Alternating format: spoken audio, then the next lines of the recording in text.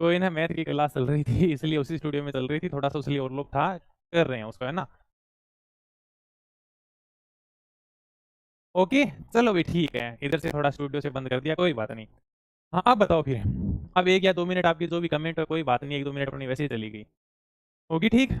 अब ठीक है, चलो भाई कोई ना, थोड़ी-सी टेक्निकल चीज़ें हैं, प्रॉब्लम हो ही जाती है, चलती रहती है, आ गई है, ठीक है। तो राजस्थान की राज्य व्यवस्था आज हम शुरू करने जा रहे हैं, बहुत ही शानदार सा टॉपिक है। अगर आप राजस्थान की पॉलिटी पढ़ते हो ना, तो उसके अंदर आपको सबसे पहले राज्यपाल पढ़ना होगा, क्योंकि राज्य का प्रमुख आदमी यही है राज्यपाल। है तो नाम मात्र का, लेकिन संविधान प्रमुख है। इसके बारे में चर्चा करते हैं। शुरुआत में बताया था कि भारतीय संविधान के भाग 6 के अंदर राज्य सरकार का उल्लेख किया गया है। भारतीय संविधान के अंदर 22 भाग है, जिसमें भाग 6 के अंदर राज्य सरकार का उल्लेख है। टोटल यानी कि 395 अनुच्छेद हैं, जिसके अंदर 153 से लेकर 237 तक राज्य सरकारों का उल्लेख किया गया है। ये अपने को पढ़ना है राजस्थान पॉलिटी के अंदर। अनुच्छेद 153 से हम शुरुआत करेंगे, अनुच्छेद 237 तक जाएंगे।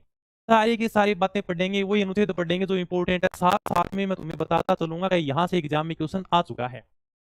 बहुत शानदार तरीकों पढ़नू है, और मैं यह उम्मीद करूं कि आधी पॉलिटी तो तने आंती ही होगी है, क्योंकि ते राजनीति बहुत करो ग्रुपा के माइन है। सही बात है ने? तो आज आपने पता चल लगो कि आपा राजनीति से कितना परिचित था। वो राजनीति अपने कोई काम की नहीं है जो तुम व्हाट्सएप ग्रुपों के ऊपर करते रहते हो। राजनीति ये है, राज व्यवस्था ये है। अगर तुम इसको समझोगे ना, तब तुम राजस्थान की पॉलिटी को समझ पाओगे, और बहुत शानदार है, वास्तव में समझाने वाली चीज है। ठीक है, तो शुरुआत में देखो ये लिखा है कि भारतीय संविधान के भाग 6 में अनुच्छेद 153 से लेकर 237 तक राज्य सरकार का उल्लेख है। इसमें कोई भी समझाने वाली बात नहीं है। अब राज्य सरकार को हमने अनुच्छेदों में 3 भागों में बांटा है। कार्यपालिका है, व्यवस्थापिका है, न्यायपालिका है। तीनों आज तक तुम्हें कभी समझ में नहीं आएंगे सर, ये कार्यपालिका क्या होती है, न्यायपालिका क्या होती है, व्यवस्थापिका क्या होती है। सबसे पहले अपन यहाँ से शुरुआत करते हैं, और इतनी अच्छे तरीके से समझ में आएगी तुम्हें राज व्यवस्था क्या, तुम पूछो मत। हमने यानी कि इनको 3 भागों में बांटा है। राज्य की कार्यपालिका है, केंद्र यानी कि अपने विधायिका है, व्यवस्थापिका है, और यानी कि न्यायपालिका है। ये अपने 3 भाग हैं भी राज्य सरकार के। सबसे पहले हम किसकी बात करेंगे? सबसे पहले हम विधायिका के ऊपर थोड़ी सी चर्चा करते हैं। तो विधायिका का क्या काम है, ये कार्यपालिका का क्या काम है, और न्यायपालिका का क्या काम है। सर हमने 3 भागों में बांट तो लिया, लेकिन इन तीनों के कोई ना कोई काम तो होंगे। तो विधायिका में कौन शामिल होता है, न्यायपालिका में कौन होता है, और कार्यपालिका में कौन शामिल होता है। ये अपना जीरो बेस है। मैं ये मानकर चलूंगा कि आपको कुछ भी नहीं आता, मैं एकदम जीरो से शुरुआत करूंगा। हमें राजस्थान की पॉलिटी बहुत शानदार तरीके से पढ़नी है। ठीक है, सबसे पहले मैं विधायिका की बात करता हूँ। विधायिका में कौन कौन शामिल होता है? अनुच्छेद 168 से लेकर 213 तक विधायिका का उल्लेख है। ठीक है भाई, इसके अंदर अपने राज्यपाल शामिल होता है। ठीक है, इसके अंदर विधानसभा शामिल होती है, और इसके अंदर विधान परिषद भी शामिल होती है, लेकिन राजस्थान के अंदर विधान परिषद नहीं है। इसलिए हमारे विधायिका में क्या है सर? राज्यपाल है, विधानसभा है। ये नॉर्मल सी बातें हैं।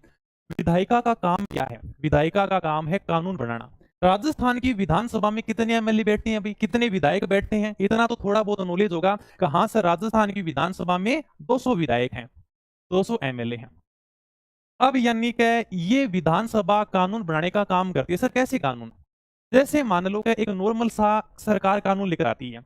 अगर कोई पेपर लीक की घटनाओं में शामिल होगा तो उसे 10 साल की सजा मिलेगी भाई। पेन दूसरा ले लेते हैं। नॉर्मल समय केवल उदाहरण देकर बता रहा हूं। यानी कि विधानसभा एक कानून बनाती है। कानून क्या बनाती है? उदाहरण देकर बताता हूं। अगर कोई पेपर लीक की घटना में शामिल होता है तो उसे यानी कि 10 साल की क्या मिलेगी? सजा मिलेगी। उसके साथ में उसकी संपत्ति को भी क्या किया जाएगा? कुर्क किया जाएगा, संपत्ति को भी जब्त किया जाएगा। विधानसभा ने कानून बनाया, साधारण बहुमत से यह कानून पारित हो जाता है। ठीक है, यह कानून सीधा का सीधा जाएगा राज्यपाल के पास में। राज्यपाल इसके ऊपर हस्ताक्षर करेगा। हाँ बात तो सही है, अभी पेपर लीक की घटनाएं ज्यादा हो रही हैं, इनको रोकने के लिए हमें कठोर कदम उठाने पड़ेंगे। हमें क्या बनाना पड़ेगा? कानून बनाना पड़ेगा। राज्यपाल के हस्ताक्षर करते ही वह कानून बन जाएगा। उसके बाद में अगर कोई भी ऐसा करता है तो उस कानून के तहत उसे सजा दी जाएगी। इस प्रकार से कानून बनते हैं। यानी कि यहाँ जो सदस्य होते हैं, जो जनता के प्रतिनिधि होते हैं ना, वो साधारण बहुमत से इसको क्या करते हैं? पारित करते हैं। तब यहाँ से पारित हो जाता है, विधानसभा से पारित हो जाता है, उसके बाद में राज्यपाल के पास में पहुंचता है। राज्यपाल इसके ऊपर जैसे हस्ताक्षर करेगा ना, यह कानून का रूप ले लेगा। सर और कानून बताओ। मान लो कि विधानसभा कानून पारित कर देती है, अगर कोई लड़की की तरफ घूरेगा तो उसे 5 साल की सजा मिलेगी। यहाँ पर यानी कि साधारण बहुमत से ये पारित हो गया। ये पारित होने के बाद में सीधा का सीधा राज्यपाल के पास में जाता है। राज्यपाल इसके ऊपर हस्ताक्षर कर देगा। कहा भी चलो ठीक है, ये हम क्या बनाते हैं? कानून बनाते हैं। राज्यपाल के हस्ताक्षर करते ही वह कानून बन जाएगा। अगर उसके बाद में ऐसा कोई काम करता है तो उसे 5 साल की सजा होगी। ये यानी कि विधायिका का काम क्या है? सर विधायिका का काम है कानून बनाना। समझ में आ गई? इस प्रकार से यानी कि कानून बनते हैं। ठीक है भाई। ये अपनी विधायिका होगी। अब बात करते हैं अपने कार्यपालिका की। कार्यपालिका काम क्या करती है? कार्यपालिका इन कानूनों को लागू करने का काम करती है। कार्यपालिका में कौन-कौन शामिल होते हैं? कार्यपालिका के अंदर राज्यपाल शामिल होता है, मुख्यमंत्री और उसकी मंत्रिपरिषद शामिल होती है और महाधिवक्ता शामिल होते हैं। ये अपने सारे के सारे किसमें शामिल होते हैं? कार्यपालिका में शामिल होते हैं। ये यानी कि कानूनों को लागू करने का काम करते हैं। इधर फिर अपनी न्यायपालिका। न्यायपालिका के अंदर कौन आएगा? सबसे पहले अपना राजस्थान का हाई कोर्ट आएगा, उच्च न्यायालय आएगा और इसके नीचे जितने भी अधीनस्थ न्यायालय हैं, सेशन न्यायालय, छोटे-मोटे न्यायालय हैं, वो सारे के सारे उच्च न्यायालय के नीचे आ जाते हैं। उच्च न्यायालय का काम क्या है? सर ये न्यायपालिका का काम क्या है? न्यायपालिका तो सर्वोपरि है। न्यायपालिका ये देखती है कि भई ये सही ढंग से कानून के अनुसार चल रहे हैं, नहीं चल रहे, कहीं संविधान का उल्लंघन तो नहीं कर रहे। संविधान के अनुसार कोई कानून अगर संविधान के अनुसार नहीं बना रहे हैं, तो भी यानी कि न्यायपालिका फटकारे लगा सकती है। न्यायपालिका का कुल मिलाकर काम यही है भई के सारी की सारी प्रक्रिया संविधान के अनुसार चलती रहेगी। सही ढंग से दोनों के दोनों यानी काम करती रही। ये अपना काम है न्यायपालिका का। बताओ यहाँ तक अगर किसी के कोई भी बात समझ में नहीं आई तो आराम से पूछ सकता है। फिर अपने राज्यपाल को शुरू करते हैं अभी। हाँ, नॉर्मल सी बातें समझाई हैं कि कार्यपालिका क्या होता है, कार्यपालिका में कौन-कौन शामिल होते हैं। अपने राज्यपाल हैं, हरिभाऊ कृष्णराव बांगड़े हैं, मुख्यमंत्री मंत्रिपरिषद है, भजनलाल जी को तो सारे के सारे तुम जानते होंगे और महाधिवक्ता कौन है? राजेंद्र प्रसाद हैं। ये अपने यानी कि कार्यपालिका के अंदर सारे के सारे शामिल होते हैं। विस्तार से चर्चा करेंगे। सबसे पहले राज्यपाल की चर्चा करेंगे, उसके बाद में मुख्यमंत्री और उसकी मंत्रिपरिषद की चर्चा करेंगे, फिर महाधिवक्ता की चर्चा करेंगे। सारा यानी कि इसी प्रकार से अपन पढ़ेंगे। कार्यपालिका को कंप्लीट करेंगे, फिर यानी कि विधायिका को कंप्लीट करेंगे, फिर अपने न्यायपालिका को कंप्लीट करेंगे। आराम से समझ में आ गया ना? ठीक है, इन तीनों का ये काम है वो मैंने विस्तार से तुम्हें बताया है। विधायिका हो गया, कार्यपालिका हो गया, अब अपना न्यायपालिका हो गया। सबसे पहले हम शुरुआत करते हैं सर राज्यपाल की। ये संवैधानिक प्रमुख है, औपचारिक प्रमुख है। सर संवैधानिक प्रमुख क्या होता है? आराम से समझाऊंगा, जीरो लेवल से समझाऊंगा, बिल्कुल भी टेंशन मत लेना। सबसे पहले हम किसकी बात करते हैं? राज्यपाल की बात करते हैं, अंग्रेजी में बोले तो गवर्नर की बात करते हैं। शुरुआत से मैं बेसिक से लेकर चलता हूं तुम्हें। कभी राज्य प्रशासन में सर्वोच्च पद किसका होता है? राज्यपाल का होता है। सबसे ऊंचा पद, सर्वोच्च पद किसका है? राज्यपाल का है। संवैधानिक प्रमुख दृष्टि से राज्यपाल नंबर 1 है। जैसे देश में राष्ट्रपति होता है, राज्य में कौन होता है? राज्यपाल होता है। भाई संविधान की दृष्टि से नंबर 1 है राज्यपाल राज्य के अंदर, हालांकि इनकी चलती नहीं है। यानी कि तुम हमेशा जब व्हाट्सएप ग्रुपों के ऊपर लड़ाई करते हो, तुम हमेशा यही लड़ाई करते हो कि अरे यार उस सरकार ने ये कर दिया, उस सरकार ने ये कर दिया, उसने इतनी बत्तियां निकाली थी, उसने वो कर दिया था। लेकिन तुम कभी भी इन बातों के ऊपर लड़ाई नहीं की होगी कि यार उस राज्यपाल ने ये किया था, उस राज्यपाल ने वो किया था, क्योंकि राज्यपाल तो बेचारा नाम मात्र का होता है, लेकिन संविधान की दृष्टि से प्रमुख है भी। तो राज्य प्रशासन में सबसे ऊंचा पद, सर्वोच्च पद किसका है? राज्यपाल का। इसलिए सबसे पहले हमने फोटो किसकी रखी थी? राज्यपाल की रखी थी। और जब भी कार्यपालिका का जिक्र आएगा ना, कार्यपालिका में कौन कौन शामिल होते हैं, तो कार्यपालिका में सबसे पहले नाम आएगा राज्यपाल का। तो सबसे नंबर 1 कौन है? सबसे कौन है? राज्यपाल। राज्यपाल, मुख्यमंत्री, मंत्रिपरिषद और महाधिवक्ता, ये सारे के सारे कार्यपालिका में शामिल होते हैं। तो पहली बात समझ में आ गई। हाँ सर, सारे के सारे प्रशासन में सर्वोच्च पद किसका है? राज्यपाल का है। राज्यपाल विधानमंडल का अभिन्न अंग होता है। जैसे राष्ट्रपति है वो संसद का अभिन्न अंग होता है, उसी प्रकार से राज्यपाल विधानमंडल का अभिन्न अंग होता है। कैसे सर? देखो विधानमंडल, विधानमंडल में विधानसभा और विधान परिषद दोनों आती हैं। इनके बारे में आगे विस्तार से चर्चा करेंगे। विधानसभा और विधान परिषद दोनों आती हैं, लेकिन हमारे राजस्थान में क्या है? विधान परिषद नहीं है, तो इसकी चर्चा नहीं करेंगे अभी। विधानसभा यानी कि जब कोई विधेयक, जब कोई कानून है विधानसभा पारित करके राज्यपाल के पास में भेजती है और राज्यपाल उसके ऊपर हस्ताक्षर करता है ना, तभी वो कानून का रूप लेता है। इसलिए राज्यपाल क्या है? विधायिका का अभिन्न अंग है। विधानमंडल का क्या है? अभिन्न अंग है, क्योंकि राज्यपाल के बिना कोई भी कानून नहीं बन सकता। इसलिए इनका अंग जरूर है भाई इसका। और ने इसकी फोटो भी लगाई है इसके अंदर। विधानसभा से ऊपर क्या हमने राज्यपाल की फोटो भी लगाई है। ठीक है, तो राज्यपाल विधानमंडल का क्या है? अभिन्न अंग है। कार्यपालिका का संवैधानिक प्रमुख है, यानी कि संविधान की दृष्टि से प्रमुख कौन है? राज्यपाल है। ये अपनी पूरी की पूरी कार्यपालिका है आपके सामने। तो यानी कि संवैधानिक प्रमुख, संविधान की दृष्टि से प्रमुख कौन है? सर राज्यपाल है। ये भी नॉर्मल सी बात होगी। ठीक है, अभी प्रमुख है, संविधान की दृष्टि से प्रमुख है। केंद्र सरकार का प्रतिनिधित्व करता है। राज्यपाल की नियुक्ति कौन करता है? राष्ट्रपति करता है। और राष्ट्रपति किसकी सिफारिश पर करता है? प्रधानमंत्री और उसकी मंत्रिपरिषद की सिफारिश के ऊपर राज्यपाल की नियुक्ति होती है। कुल मिलाकर ये जो राज्यपाल है वो किसका प्रतिनिधित्व कर रहा है? किसने भेजा है? सर केंद्र सरकार ने भेजा है। राज्य सरकार ने तो नियुक्त नहीं किया ना? नहीं सर, राज्य सरकार ने तो नहीं किया। मतलब ये केंद्र सरकार का आदमी है। केंद्र सरकार इनको भेजती है, कभी आप जाओ और उस राज्य के अंदर आप यानी कि राज्यपाल का पद संभालो। आपका काम ये रहेगा कि वो राज्य संविधान के अनुसार चलता रहे। अगर वहां पर छोटी मोटी भी कोई घटना हो, अगर सही ढंग से काम नहीं करे तो हमें सूचना दोगे। तो यानी कि केंद्र सरकार का क्या करते हैं? प्रतिनिधित्व करते हैं। ये नॉर्मल सी बातें अपनी यहाँ पर क्या हो जाती हैं? पूरी हो जाती हैं। ओके भाई। अब यानी कि देखो राज्यपाल औपचारिक प्रमुख है, ज्यादा कोई पूछता नहीं है। आगे अपना परिभाषा भी देखेंगे, सबने अलग अलग कथन कहे हैं, वो भी अपन चर्चा करेंगे। यानी कि औपचारिक प्रमुख है, यानी कि नाम मात्र का है, केवल अपन ने क्या रखा, हाँ भी राज्य का पहला आदमी है। जैसे यानी कि शादी के अंदर अपने फूफा जी आते हैं ना, उनके बिना शादी संपन्न नहीं हो सकती, वैसे ही राज्य के अंदर राज्यपाल के बिना कोई भी काम नहीं हो सकता, होना जरूरी है। औपचारिक प्रमुख है मतलब नाम मात्र का होना जरूरी है। यानी कि हमने पद बना रखा है और संविधान की दृष्टि से राज्य में क्या है, नंबर 1 पद है, तो होना बहुत जरूरी है। तो राज्यपाल औपचारिक प्रमुख है, यानी कि नाम मात्र का होता है, बाकी ज्यादा इसके पास में कोई शक्ति है नहीं। सर नाम मात्र का कैसे? क्योंकि सारे के सारे जो कार्य होते हैं वो मुख्यमंत्री और उसकी मंत्रिपरिषद की सलाह पर होते हैं। मुख्यमंत्री कहता है भाई साहब ये करना है, यहाँ पर हस्ताक्षर करने हैं, ये कानून बनाना है, इनकी नियुक्ति करनी है। सारी की सारी चल किसकी रही है? तो सारी की सारी तो मुख्यमंत्री की चल रही है ना? राज्यपाल के पास में तो कुछ है ही नहीं, इसलिए हम कहते हैं भी देखो राज्यपाल तो क्या औपचारिक प्रमुख है, बेचारा नाम मात्र का है क्या? क्योंकि वास्तविक शक्तियां मुख्यमंत्री था उसकी मंत्रिपरिषद के पास होती हैं। सारे के सारे जितने भी काम होते हैं ना, सारे के सारे मुख्यमंत्री करवाता है। होते हैं यानी कि राज्यपाल के हस्ताक्षर से, राज्यपाल ने नियुक्ति कर दी, राज्यपाल ने ये कर दिया, लेकिन करवा कौन रहा है? सर करवा तो मुख्यमंत्री रहा है और उसकी मंत्रिपरिषद ये सारे के सारे काम है करवा रही है। 1 नवंबर 1956 से पहले राजस्थान के राज्यपाल को हम राज प्रमुख के नाम से जानते थे। हमने राजस्थान के एकीकरण के अंदर बहुत विस्तार से इन बातों को पढ़ा है और ब्रह्मास्त्र की किताब में आपको देखने को भी मिलेगा एकीकरण में। 7वां संविधान संशोधन होता 1900, तब यह व्यवस्था की जाती है कि आज से राज प्रमुख नहीं होगा, आज से राज्यपाल होगा। और राजस्थान का पहला राज्यपाल सरदार गुरुमुख निहाल सिंह को बनाया गया। ये सारी की सारी बातें तो पहले पढ़ चुकी हूँ। तो यह व्यवस्था कब की गई थी सर? यह व्यवस्था 1956 में आई थी, जब 7वां संविधान संशोधन हो जाता है। राज्य पुनर्गठन आयोग फैजल अली की अध्यक्षता में राज्य पुनर्गठन आयोग का गठन किया जाता है 1953 में, अपनी रिपोर्ट देता है। उसके बाद में राजस्थान एकीकरण का 7वां चरण आता है। ये सारी की सारी बातें किसके हैं? इतिहास की हैं, हम इनको पहले पढ़ चुके हैं, तो यहाँ पर उनकी कोई चर्चा नहीं करेंगे। यहाँ पर पढ़ने वाली बात ये है कि राज्य पुनर्गठन आयोग, सर हमने इसके बारे में पढ़ लिया, 1953 में गठित हुआ था फैजल अली की अध्यक्षता में। उसने ये सिफारिश की थी, कभी देखो 7वां संविधान संशोधन करेंगे 1956 में, ठीक है, 1 नवंबर 1956 से लागू हो जाता है। तब यानी कि राज प्रमुख के स्थान पर राज्यपाल का पद आएगा। हमने पढ़ा था स्वामी मानसिंह द्वितीय राजस्थान के अंतिम क्या थे? राज प्रमुख थे। तब तक राज प्रमुख था, सरकार ने कहा कोई राज प्रमुख नहीं होगा, तो क्या होगा? राज्य में राज्यपाल होगा। आज से राज प्रमुख के नाम को क्या जानेंगे? राज्यपाल के नाम से जानेंगे, ठीक है। ये सारी की सारी बातें मुझे ये बता दो फटाफट, अगर किसी की कोई बात नहीं समझ में आई है तो आराम से पूछ सकता है। 0 लेवल से क्लास को शुरू कर रहे हैं, ठीक है। कोई भी बात समझ में नहीं है सर, मेरी ये बात समझ में नहीं तो आराम से पूछ लो, फिर मैं आगे चलता हूँ।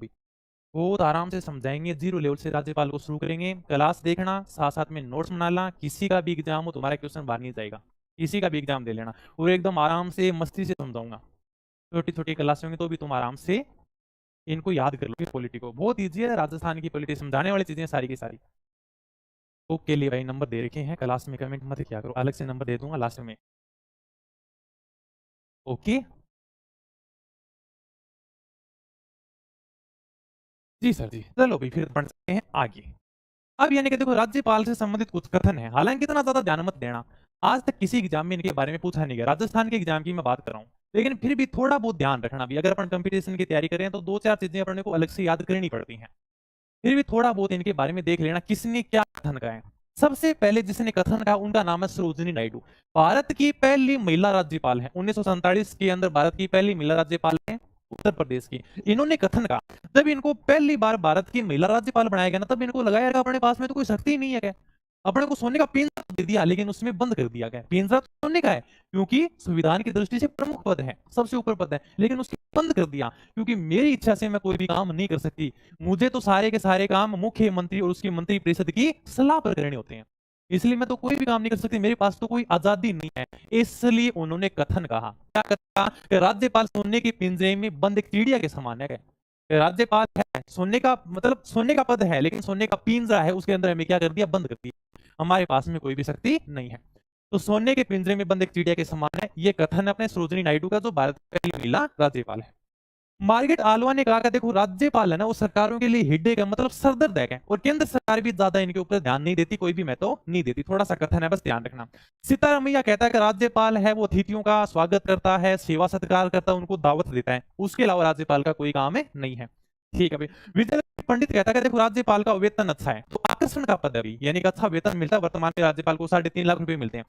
तो यानी कि विजय लक्ष्मी पंडित कहते हैं कि राज्यपाल केवल वेतन का आकर्षण है, हाँ भी चलो संवैधानिक प्रमुख है, वेतन अच्छा मिल जाएगा, सुविधाएं बढ़िया मिल जाएंगी, राज्य का पहला नागरिक है, इतना ही, बाकी कोई सुविधा नहीं है।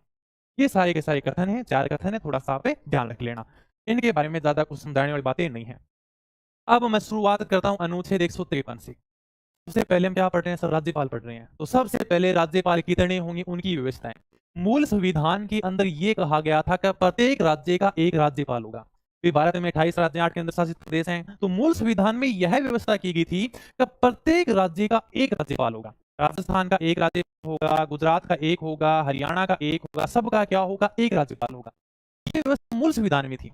उसके बाद में 7वां संविधान संशोधन है 1956 में, और उसकी धारा 6 भी अपने को ध्यान रखना, प्रोफेसर एग्जाम में धारा 6 भी पूछी गई है। 7वां संविधान संशोधन यानी कि संविधान में क्या कर संशोधन कर दिया। उन्होंने सोचा कि इतने राज्यपाल कहां से लेकर आएंगे? अगर मान लो कभी ऐसी व्यवस्था करनी पड़े कि यार एक आदमी को 2 राज्यों का भी राज्यपाल बना दे, 3 का भी बना दे, तो हमें क्या करना पड़ेगा? संविधान में संशोधन करना पड़ेगा।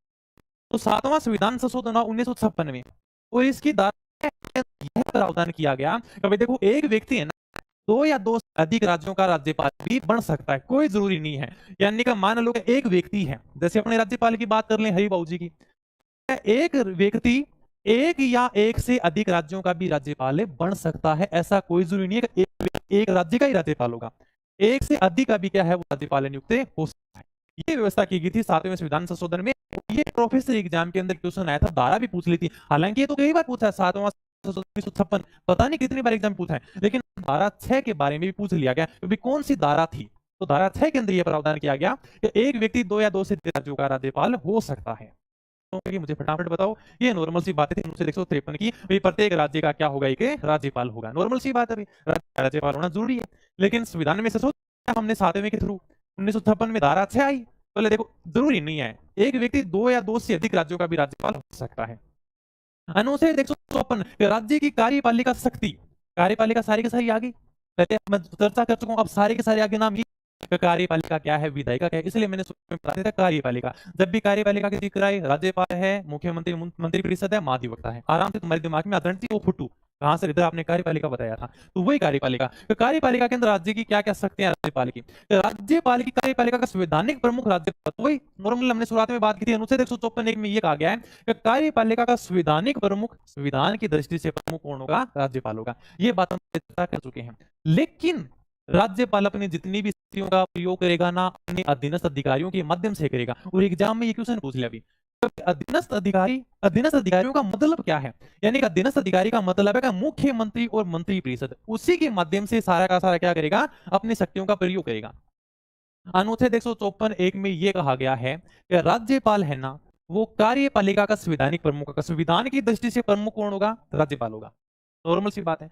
राज्यपाल अपनी शक्तियों का जो प्रयोग करेगा ना, वो अपने अधीनस्थ अधिकारियों के माध्यम से करेगा। अधीनस्थ अधिकारी ये रहेगा।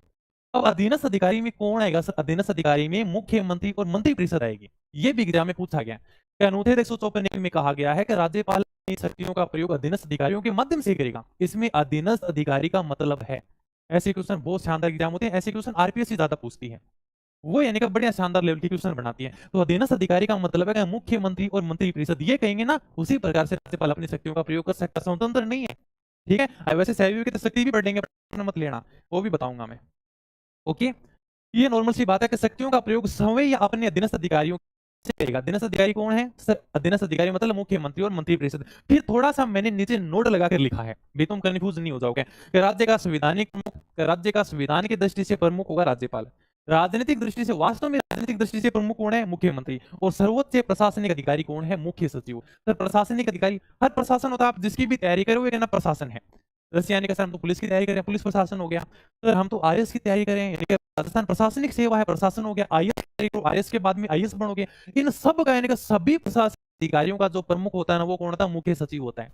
वर्तमान में कौन होता है? तो यानी कि राज्य का सर्वोच्च प्रशासनिक अधिकारी होता है मुख्य सचिव। यही मुख्य को सब कुछ सलाह देते हैं, कभी अभी राज्य में ये करना है, बजट में ऐसी घोषणाएं करनी, क्योंकि सारे के सभी जो प्रशासनिक अधिकारी हैं पूरे राजस्थान के अंदर, उन सब का प्रमुख कौन है? मुख्य सचिव। जब मुख्य सचिव बनते हैं तो बहुत टाइम लगता है, लास्ट समय में मौका मिलता है, यानी कि भाई उम्र हो जाए, वजह देने का 55 से 60 साल के बीच में जब रिटायरमेंट नजदीक हो ना, तब हमें मुख्य सचिव बनने का मौका मिलता है। वो भी यानी कि जब आप आईएएस बन जाते हो तब। तो ये अपने को ध्यान रखना है भाई। संवैधानिक प्रमुख राज्यपाल, राजनीतिक प्रमुख मुख्यमंत्री, और प्रशासनिक यानी कि सभी अधिकारियों का प्रशासनिक कौन है? मुख्य सचिव है। जितने भी आप अधिकारी देख रहे हो ना, इनका सब में मुखिया कौन है? मुख्य सचिव है। ये नॉर्मल सी बातें आराम से समझ में आ गई होगी, कोई दिक्कत नहीं है। थोड़ा सा नोट लगाकर अलग लिख लेना ताकि तुम कंफ्यूज नहीं रहो। आगे देखते हैं अनुच्छेद 155 राज्यपाल की नियुक्ति। राज्यपाल की नियुक्ति कौन करेगा? हमने शुरुआत में पढ़ा था कि राज्यपाल तो केंद्र सरकार का आदमी है, यानी कि केंद्र सरकार का प्रतिनिधित्व करता है। उसको कौन भेजेगी? केंद्र सरकार भेजेगी। केंद्र सरकार में कौन है उधर प्रमुख? राष्ट्रपति है। राष्ट्रपति की भी खुद की नहीं चलती। राष्ट्रपति की सलाह पर काम करेगी सर प्रधानमंत्री, और उसकी परिषद की सलाह पर राष्ट्रपति नियुक्त करती है। नॉर्मल सी बात है। संविधान की दृष्टि से अपने भारत की पहली नागरिक कौन है? राष्ट्रपति। लेकिन इनकी भी नहीं चलती भी। संवैधानिक प्रमुख तो है, लेकिन ये भी सारे के सारे काम है प्रधानमंत्री और उसकी मंत्रिपरिषद की सलाह पर करते हैं। जैसे आप देखते हो, मान लो कि केंद्र में सरकारें चेंज होती हैं, कोई भी सरकार हो, हमेशा जब भी सरकार चेंज होती है तो यानी कि राज्यपाल भी चेंज किए जाते हैं, क्योंकि सरकार ये चाहती है कि हम अपने पसंदीदा व्यक्ति को राज्यपाल ने नियुक्त करें, या उनका स्थानांतरण किया जाता है, ट्रांसफर किया जाता है। सारे के सारे काम कौन करती है? राष्ट्रपति करती है। लेकिन राष्ट्रपति नहीं करती। राष्ट्रपति से करवाता कौन है? प्रधानमंत्री, मंत्रिपरिषद है, ये सारे के सारे काम करवाती है। देखो, राज्यपाल की नियुक्ति का, राज्य के राज्यपाल को राष्ट्रपति अपने हस्ताक्षर और मुद्रा सहित अधिपत्र के द्वारा नियुक्त करेगा। सर ये क्या है? राज्य का राज्यपाल है, हाँ सर अपने राज्यपाल है हरिभाऊ किशन राव बांगड़े, उनको नियुक्त किसी ने किया? राष्ट्रपति ने उनको नियुक्त किया है। द्रौपदी मुर्मू ने उनको क्या किया? नियुक्त किया। कभी आप जाइए और राजस्थान के राज्यपाल का पद ग्रहण कीजिए। इस प्रकार से नियुक्त करते हैं। राष्ट्रपति अपने हस्ताक्षर सहित अधिपत्र जारी करते हैं। इस प्रकार का अधिपत्र होता है, थोड़ा सा मैंने एक डेमो लिया। अधिपत्र होता है जिसके नीचे यानी हस्ताक्षर करती है राष्ट्रपति, मैं इस व्यक्ति को इस राज्य का राज्यपाल नियुक्त करती हूँ। इस प्रकार से राष्ट्रपति हस्ताक्षर करके अधिपत्र जारी करके उनको राज्यपाल नियुक्त करती है। ठीक है भाई। राज्यपाल की नियुक्ति राष्ट्रपति द्वारा केंद्रीय मंत्रिपरिषद की सलाह से की जाती है। राष्ट्रपति की नहीं, सलाह कौन देती है? केंद्रीय मंत्रिपरिषद। और मंत्रिपरिषद में प्रधानमंत्री और उसकी मंत्रिपरिषद। वो कहते हैं कि भाई इस व्यक्ति को इस राज्य का राज्यपाल बनाना है, इसको वहां का राज्यपाल बनाना है, इसको वहां का बनाना है। सारी सारी सलाह कौन दे रहा है? मंत्रिपरिषद दे रही है।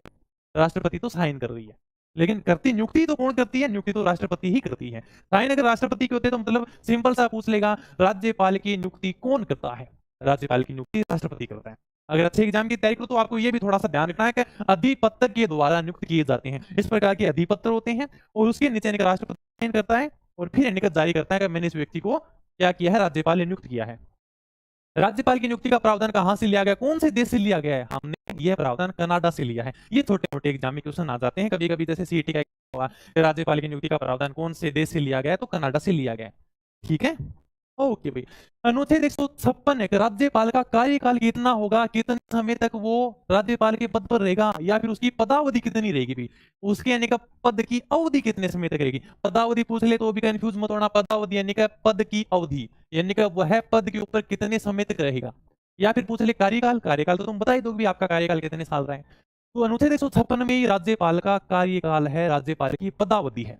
सबसे पहले अनुच्छेद 156 एक देखते हैं। इसमें यह कहा गया कि राज्यपाल राष्ट्रपति के प्रसाद पर्यंत अपना पद धारण करते हैं। सर प्रसाद पर्यंत का क्या मतलब? सामान्य 5 वर्ष होता है, लेकिन जो राज्यपाल का कार्यकाल है वो राष्ट्रपति के प्रसाद पर्यंत चलता है। प्रसाद पर्यंत क्या है? यानी कभी आशीर्वाद बने रहना चाहिए राष्ट्रपति को, क्योंकि नियुक्ति राष्ट्रपति करता है, राज्यपाल को हटाता राष्ट्रपति है। राज्यपालों का ट्रांसफर, स्थानांतरण कौन करता है? राष्ट्रपति करता है। लेकिन वो राष्ट्रपति से करवाता कौन है? प्रधानमंत्री और उसकी मंत्रिपरिषद। ये करवाती है कभी इनको राज्यपाल नियुक्त करना है, इनको राज्यपाल हटाना है, इनका ट्रांसफर यहाँ करना है। तो यानी कि एक प्रकार से प्रसाद पर्यंत बात करें तो यानी कि किन के आशीर्वाद से? राष्ट्रपति के आशीर्वाद से अपना पद ग्रहण करते हैं राज्यपाल। राज्यपाल की नियुक्ति राष्ट्रपति करता है, इनको हटाता भी राष्ट्रपति है। महाभियोग की प्रक्रिया नहीं कि भाई हम राज्यपाल कैसे हटाएंगे, हटाने का कोई उल्लेख नहीं है। यानी कि केवल राष्ट्रपति ने कह दिया कि भाई आप राज्यपाल बन जाओ, बन जाएंगे। राष्ट्रपति कहेगा कि हट जाओ, हट जाएंगे। ट्रांसफर करेगा, इनका स्थानांतरण हो जाएगा। राज्यपाल की नियुक्ति राष्ट्रपति हटाता भी राष्ट्रपति है। राष्ट्रपति के प्रसाद का वास्तविक अर्थ क्या है? प्रधानमंत्री या केंद्रीय मंत्रिपरिषद। वास्तविक अर्थ ये है कि भाई प्रधानमंत्री कहेगा इनको क्या करना है? इस राज्य का राज्यपाल नियुक्त करना है। प्रधानमंत्री कहेगा कि हटाना है, हटा दो। प्रधानमंत्री कहेगा कि इनका ट्रांसफर करना है, कर दो। सारा का काम कौन कर रहा है? वास्तव में प्रसाद पर्यंत का मतलब कौन है? मंत्रिपरिषद, यानी कि प्रधानमंत्री की मंत्रिपरिषद। ये सारी की सारी कहानी है। लेकिन बिचौलिया यानी कि एक प्रकार से साइंटिस्ट के होते हैं, नियुक्ति कौन करता है? राष्ट्रपति करता है। ठीक है, चलो आगे मैं। ओके भाई, अब मैं चलता हूं आगे। हटाने की प्रक्रिया का संविधान में कोई उल्लेख नहीं है। अब यानी कि राज्यपाल को हटाया कैसे जाए भी, इसका संविधान में कोई उल्लेख नहीं है। हटाने की ये प्रक्रिया होनी चाहिए, ऐसा संविधान में कोई भी उल्लेख नहीं है। थोड़ा सा ध्यान रखना, कई बार पूछ लेता है कि राज्यपाल को हटाने की प्रक्रिया का उल्लेख किस अनुच्छेद में किया गया है? किसी अनुच्छेद में नहीं है। हटाने की प्रक्रिया का कोई उल्लेख नहीं, कभी इस प्रकार से राज्यपाल को हटाया जाएगा। नियुक्ति राष्ट्रपति का, हटाएगा भी राष्ट्रपति, बस इतना ही उल्लेख है। बाकी अलग से उल्लेख नहीं है यानी कि राज्यपाल को हम इस प्रकार से हटा सकते हैं, महाभियोग लाएंगे या फिर ये प्रक्रिया करेंगे, ऐसा कुछ भी नहीं है। ये अपना हो चुका है यहाँ तक कंप्लीट। अनुच्छेद 156(2) के अंदर भाई अगर नियुक्ति राष्ट्रपति ने की है तो अगर राज्यपाल त्यागपत्र देना चाहेगा तो किसको देगा? राष्ट्रपति को देगा भाई आपके आशीर्वाद से मैं काम कर रहा हूं, जब तक आप खुश हो मैं राज्य का राज्यपाल हूं। अब यानी कि मेरा मन नहीं है काम करने का तो मैं किसको दूंगा भाई? त्यागपत्र दूंगा राष्ट्रपति को। ठीक है, यानी कि बीच के अंदर नियुक्ति राष्ट्रपति करेंगे, त्यागपत्र भी किनको देंगे? वापिस से राष्ट्रपति को देंगे। ओके भाई, अगर राज्यपाल का पद रिक्त हो जाए, अगर राज्यपाल का पद खाली हो जाए, यानी कि राजस्थान में मान लो कि कोई भी राज्यपाल नहीं है, अब राज्यपाल का पद कौन चलाएगा? हाई कोर्ट का मुख्य न्यायाधीश चलाएगा। अभी कौन है वर्तमान में? मोहन श्रीवास्तव, ये अपने राजस्थान हाईकोर्ट के मुख्य न्यायाधीश हैं। तो अगर मान लो कि राज्यपाल का पद रिक्त हो जाए, खाली हो जाए, तो उच्च न्यायालय का मुख्य न्यायाधीश क्या है? कार्यभार संभालता है अभी, यानी कि ये सारी की सारी प्रक्रिया अपनाएंगे राज्यपाल वाले, ये शपथ दिलाने का काम करेंगे, ये भी नियुक्तियों का काम करेंगे। अगर राज्यपाल का पद खाली है, कोई भी राज्यपाल नहीं है, इन्होंने पत्र दे दिया, सरकार ने मान लो कि 1-2 महीने तक राज्यपाल नियुक्त नहीं किया, तब सारा का सारा काम कौन देखेंगे? मुख्य न्यायाधीश सारा का सारा काम देखेंगे, हाईकोर्ट के मुख्य न्यायाधीश। अनुच्छेद 156(3) सामान्यतः इनका कार्यकाल 5 वर्ष होता है, सामान्यतः कह सकते हैं, कन्फर्म नहीं है, सामान्यतः 5 वर्ष होता है, लेकिन का सारा डिपेंड किसके ऊपर है? राष्ट्रपति के ऊपर है। राष्ट्रपति चाहे तो 5 साल से ज्यादा भी काम करवा सकती है, राष्ट्रपति चाहे तो 5 साल से पहले भी हटा सकती है, पहले भी स्थानांतरण, सारा का सारा संविधान में उल्लेख है। क्या है कि राज्यपाल का कार्यकाल सामान्यतः 5 वर्ष का होता है। ये कार्यकाल के बीच में सामान्यतः शब्द जरूर जोड़ लेना, सामान्यतः कन्फर्म नहीं है कि 5 साल का हो, 5 साल से पहले हटा सकते हैं। कार्यकाल 5 वर्ष का होता है, राष्ट्रपति चाहे तो 5 वर्ष से पहले हटा सकता है, या फिर 5 वर्ष पूरे हो जाए तो भी राज्यपाल को उसी जगह राज्यपाल बना सकता है, या फिर दूसरे राज्य के अंदर भी नियुक्ति दे सकता है। ये सारा का सारा किसके ऊपर डिपेंड है? सारा का सारा राष्ट्रपति के ऊपर डिपेंड है।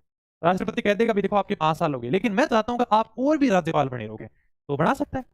राष्ट्रपति कहे नहीं यार, 3 साल बहुत है, आप दूसरी जगह जाओ, सारा का सारा कौन करेगा? राष्ट्रपति करेगा। वही सारी की सारी बातें यहाँ पर लिख रखी हैं, और राष्ट्रपति से प्रधानमंत्री उसकी मंत्रिपरिषद सारे के सारे काम में करवाती है। अनुच्छेद 157 के अंदर ये दिया गया कि राज्यपाल पद हेतु क्या है? योग्यता क्या है? जैसे आप कोई भी एग्जाम भरते हो, सर मैं तो राजस्थान पुलिस की कर रहा हूँ, 12वीं पास चाहिए, सर मैं पटवारी की तैयारी कर रहा हूँ, ग्राम विकास अधिकारी की तैयारी कर रहा हूँ, एसआई की आरएस की तैयारी कर रहा हूँ, ग्रेजुएशन चाहिए। तो सबकी योग्यता अलग अलग है, उसी प्रकार से राज्यपाल के लिए भी कोई ना कोई योग्यता होनी चाहिए। अगर आपके पास में दोनों की दोनों योग्यता है तो आप अभी राज्यपाल बन सकते हो। एक तो बात है कभी 35 वर्ष की आयु पूरी हो जानी चाहिए, मुझे नहीं लगता कि आपकी 35 वर्ष की आयु पूरी हो चुकी होगी। अभी तो सबके एकदम नए नए चेहरे खिल रहे हैं, एकदम गोरे गोरे चेहरे दिख रहे हैं तुम्हारे। ठीक है, हालांकि मैं देख नहीं सकता, लेकिन मैं फेस टू फेस देख रहा हूँ तुम्हें, वैसे यानी कि मैंने माना सभी यानी कि 35 वर्ष से कम ही है। तो 35 वर्ष की आयु पूरी कर चुका हो, सबसे पहले शर्त तो ये होगी। एक है अभी भारत का नागरिक होना चाहिए। अब जरूरी नहीं है कि भारत का नागरिक जन्म से ही हो, मान लो कि कोई व्यक्ति बाहर का है और उसने आकर भारत की नागरिकता धारण कर ली, तो भी वो राज्यपाल बन सकता है। इसका उद्देश्य जरूरी नहीं है कि जन्म से भारत का नागरिक हो, बाद में भी अगर कोई भारत की नागरिकता ग्रहण कर लेता है तो भी यानी कि वो राज्यपाल बन सकता है। इसके लिए 2 योग्यता है भाई, अगर आपके पास में दोनों की दोनों योग्यता है तो आप राज्यपाल के लिए अप्लाई कर सकते हो, आप राज्यपाल बन सकते हो, खुद को कम मत समझना क्या। ठीक है, तो ये दोनों की दोनों बातें हैं, सिंपल सा पूछ लेते हैं। ये अनुच्छेद जरूर ध्यान रखना कि राज्यपाल की जो योग्यता है किस अनुच्छेद में है, क्या क्या योग्यता है, ये मतलब जो पीले कलर से थोड़े से अलग में हाईलाइट करके ना एग्जाम में पूछे गए और थोड़े से इंपोर्टेंट भी। ओके, अनुच्छेद 158 राज्यपाल की सेवा क्या है, शर्तें क्या है? अगर वो राज्यपाल बनना चाहता है तो उसके लिए कुछ ना कुछ शर्तें भी होंगी भी। सबसे पहले तो ये है, विधानमंडल के किसी भी सदन का सदस्य नहीं होना चाहिए, संसद के किसी भी सदन का सदस्य नहीं होना चाहिए। संसद में लोकसभा राज्यसभा यानी कि एमपी नहीं होना चाहिए। अगर मान लो कि जैसे मैं हूं, मैंने चुनाव लड़ा और मैं एमपी बन गया, अब मुझे सरकार कहती है कि हम आपको राज्यपाल बनाएंगे, तो मुझे क्या करना पड़ेगा? एमपी का पद छोड़ना पड़ेगा, है ना, मेंबर ऑफ पार्लियामेंट है। अब मान लो कि मैंने विधायक का चुनाव लड़ा, विधानमंडल के जैसे विधानसभा विधान परिषद है, और मैं यानी कि विधायक हूँ भाई हमारी तहसील का, अब मुझे क्या करना है? राज्यपाल बनना है तो मुझे विधायक वाला पद छोड़ना पड़ेगा। ये इसमें शर्त दी गई अनुच्छेद 158 में। अगर मान लो कि संसद है, मतलब लोकसभा या राज्यसभा दो जो भी हो, विधानमंडल विधानसभा विधान परिषद, अगर इसके सदन का सदस्य है तो क्या करना पड़ेगा? उसे त्याग पत्र देना पड़ेगा। सदस्य नहीं होना चाहिए। यदि कोई ऐसा व्यक्ति राज्यपाल नियुक्त किया जाता है तो उसे सदन की सदस्यता राज्यपाल के पद ग्रहण करने से पहले छोड़नी पड़ेगी। ठीक है, यानी कि उसको क्या करना पड़ेगा? छोड़ना पड़ेगा पद ग्रहण करने से पहले। भाई अगर मैं राज्यपाल बनना चाहता हूं तो पहले मुझे विधायक के पद से इस्तीफा देना पड़ेगा, फिर मैं जाकर राज्यपाल बनूंगा। क्या इसी प्रकार से मान लो कि एमपी है, मेंबर ऑफ पार्लियामेंट है, तो भी यानी कि क्या करना पड़ेगा? पहले यानी कि आप सांसद वाला पद छोड़ोगे, बाद में हम आपको राज्यपाल बनाएंगे। क्या तो ये यानी कि शर्तें हैं कुछ। दूसरी शर्त ये कभी लाभ का पद नहीं होना चाहिए। लाभ का देखो वैसे तो खूब सारी डेफिनेशन है, नॉर्मल सी बात बताऊं, देखो यानी कि एक पद है सरकारी है, यहाँ का भी राज्यपाल को पद है, उसके अलावा दूसरा सरकारी पद नहीं होना चाहिए, सरकार की दूसरी वेतन नहीं आना चाहिए।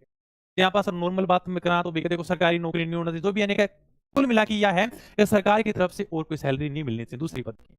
ठीक है, तो अनुच्छेद 158 में क्या है, राज्यपाल अन्य कोई लाभ का पद धारण नहीं करेगा, मतलब दूसरा सोर्स नहीं होना चाहिए कमाई का, अन्य कोई भी लाभ नहीं होगा। हाँ भी मैं तो देखो राज्य का राज्यपाल भी हूँ और मुझे यहाँ से भी लाभ मिल रहा है, यहाँ से भी यानी कि अच्छी कमाई हो रही है, ये भी मुझे पैसे मिल रहे हैं, ये भी मेरी सरकारी नौकरी चल रही है इधर, तो ऐसा पद नहीं हो सकता, यानी कि अन्य कोई भी लाभ का पद नहीं होगा जहां से और भी कोई लाभ हो रहा हो, और भी कोई इनकम हो रही हो, ऐसा सोर्स नहीं होना चाहिए। ठीक है, भी गरिमाई पद है, नंबर 1 है भी राज्य का नागरिक है। अनुच्छेद 158(3) के अंदर राज्यपाल के वेतन भत्तों का निर्धारण कौन करेगी, संसद करेगी भी, यानी कि राज्यपाल को कितना वेतन मिलेगा, कितना पैसा मिलेगा, सारा का सारा निर्धारण कौन करेगी, भारत की संसद करेगी, सारा का सारा निर्धारण यही करेगी। वर्तमान में जैसे 3.5 लाख रुपए मिल रहे हैं, अगर बढ़ाने हैं तो इसका निर्धारण कौन करेगी, संसद करेगी। सारे के सारे कम तो कर ही नहीं सकते, बढ़ा सकते हो आप, जैसे आप सरकारी नौकरी लग जाओगे ना तो आपकी सैलरी में बढ़ोतरी हो सकती है, कमी नहीं हो सकती। हमेशा जैसे जैसे आप नौकरी करोगे ना, हमेशा आपकी सैलरी बढ़ती जाएगी, उस सैलरी के अंदर कभी कमी नहीं हो सकती। अरे सर मैं तो देखो 10,000 पे शुरुआत में नौकरी लगा था और 2 साल के बाद में मेरी सैलरी वो 8,000 कर दी, ऐसा कभी नहीं होगा, हमेशा आपकी सैलरी बढ़ाई जाएगी।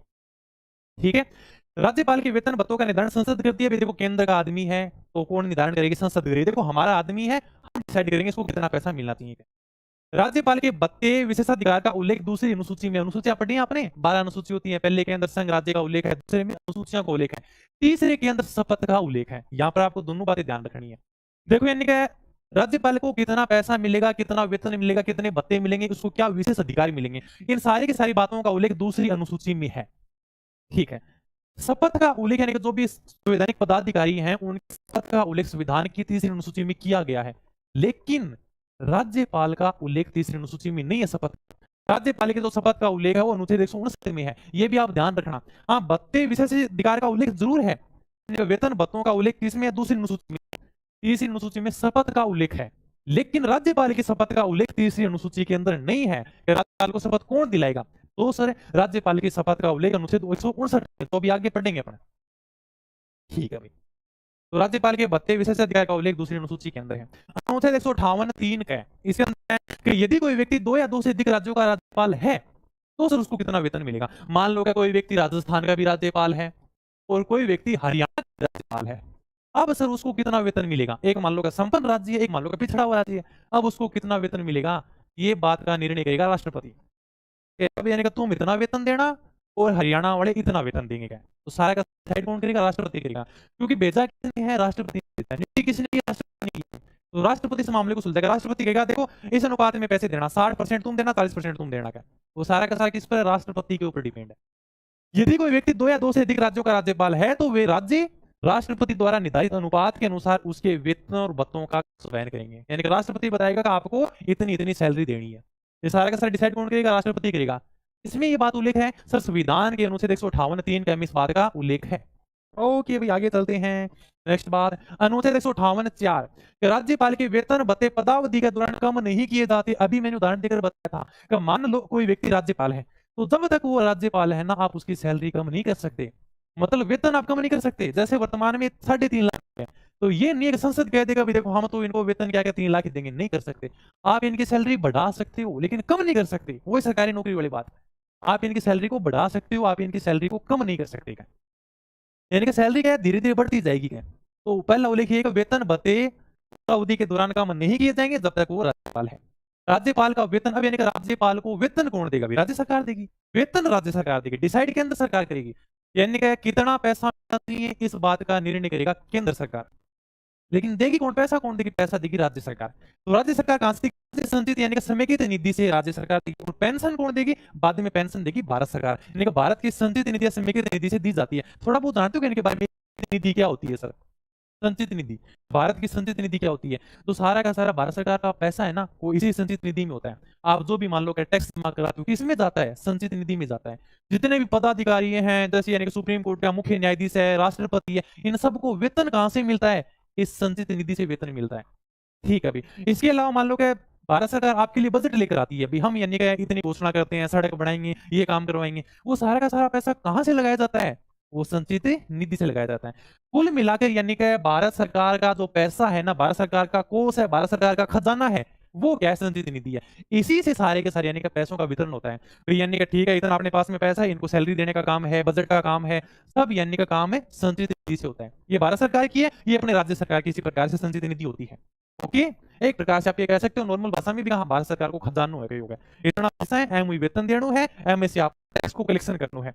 जो भी यानी आप इनकम टैक्स जमा कराते हो, सारा का सारा किस में जाता है? इसी संचित निधि में जाता है।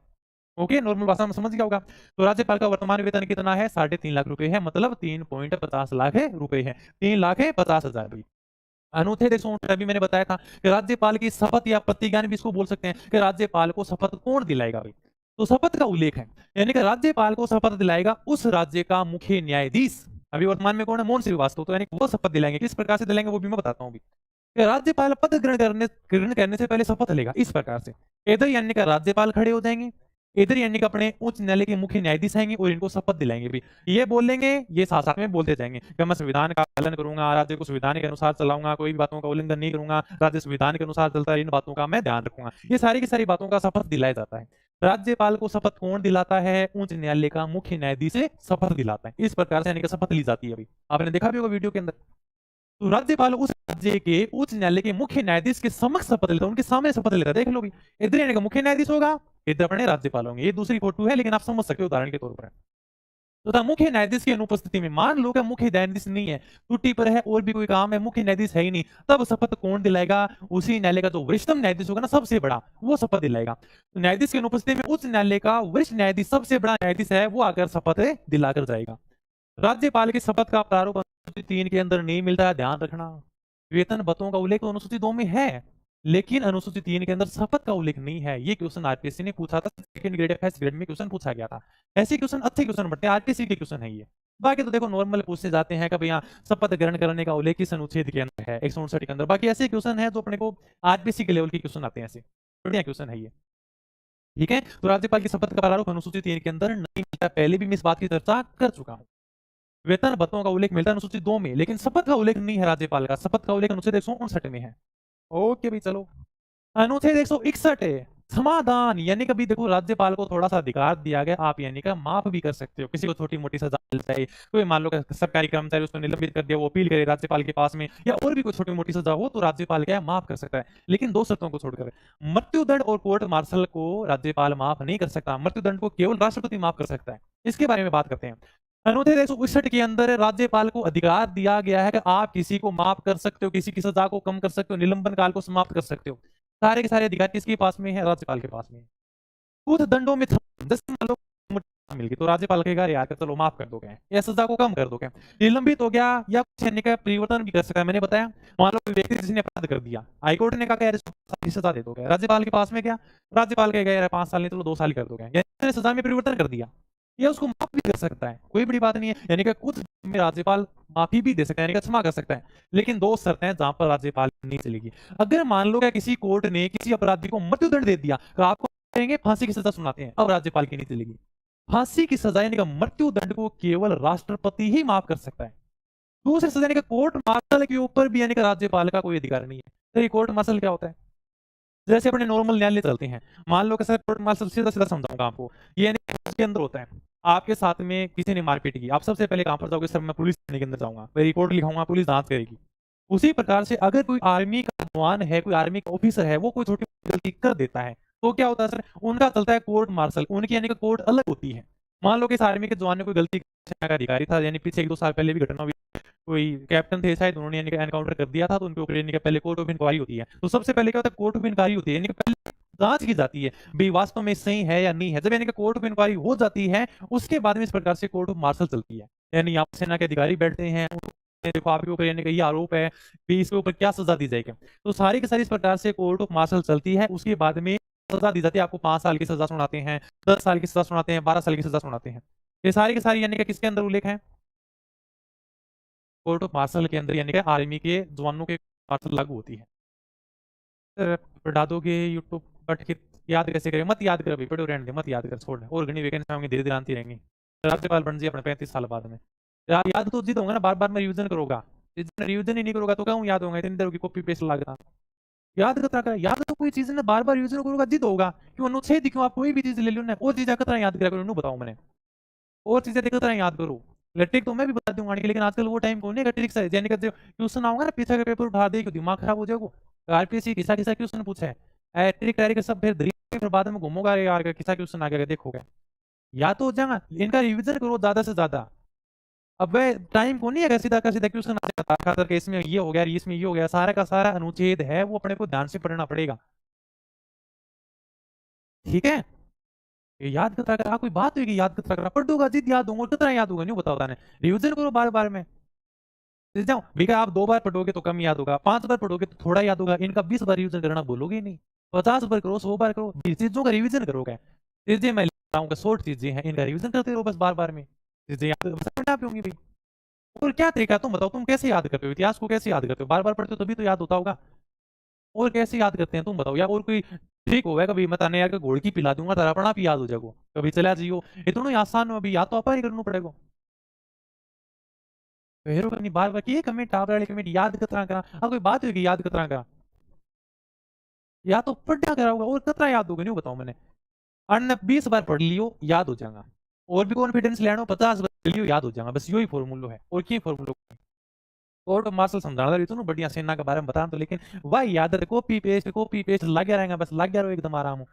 कोर्ट ऑफ मार्शल अभी यानी कि पीछे साल 2 साल पहले की घटना है कोर्ट मार्शल की शायद कैप्टन को सजा भी सुनाई गई थी 5 साल की सजा दी गई थी। तो यानी कि सिविलियन आदमी के लिए जैसे अपने कोर्ट होते हैं पुलिस थाने होते हैं उसी प्रकार से आर्मी के जवानों के लिए कोर्ट ऑफ मार्शल चलता है उनकी अलग ही कोर्ट होती है सारे के सारे यानी कि उसी के अंदर उनको सजा सुनाई जाती है उसी के अंदर जांच होती है। तो यानी कि कोर्ट ऑफ मार्शल में अगर सजा सुना दी जाती है तो राज्यपाल उसको माफ नहीं कर सकता राज्यपाल को कोई भी अधिकार नहीं है। तो आज इतना ही पढ़ेंगे चलो ठीक है 161 अपना कंप्लीट हो गया आज इतना ही पढ़ेंगे कॉपी पेस्ट मत